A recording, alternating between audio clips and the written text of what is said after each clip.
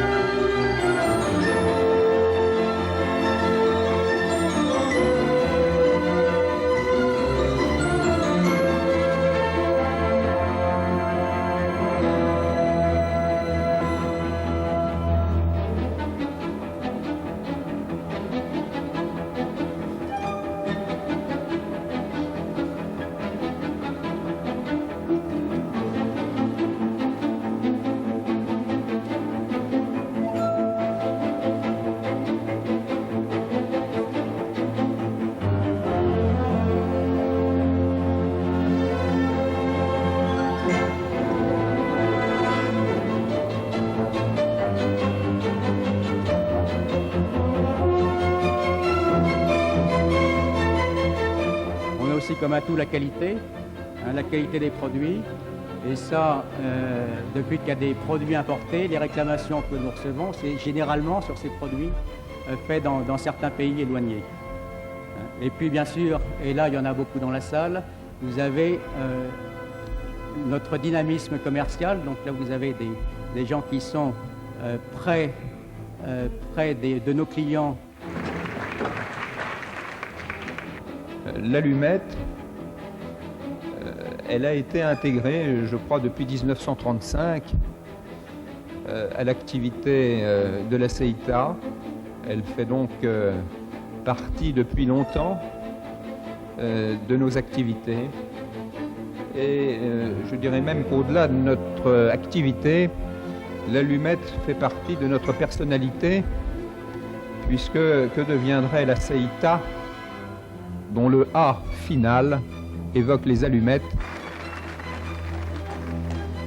Nous avons bien sûr l'habitude de parler en matière de patrimoine de nos églises, de nos musées, de nos châteaux, mais rarement de nos entreprises.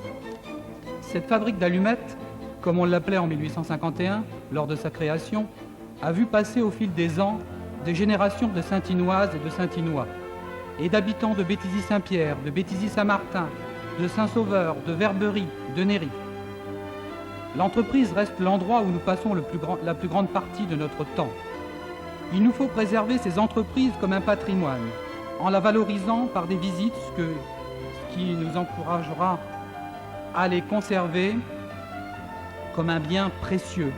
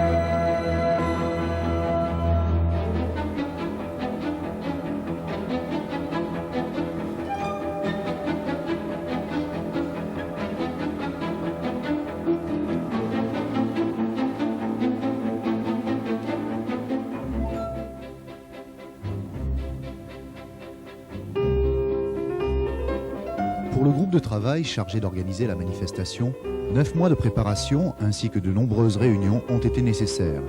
Mais notre première journée portes ouvertes, qui eut lieu le 9 octobre 1993 à l'usine d'allumettes de Sainte-Ine, fut une grande réussite, puisque plus de 15 000 personnes nous ont rendu visite, sans compter les personnalités et les représentants de la presse venus la veille pour l'inauguration officielle des nouveaux bâtiments.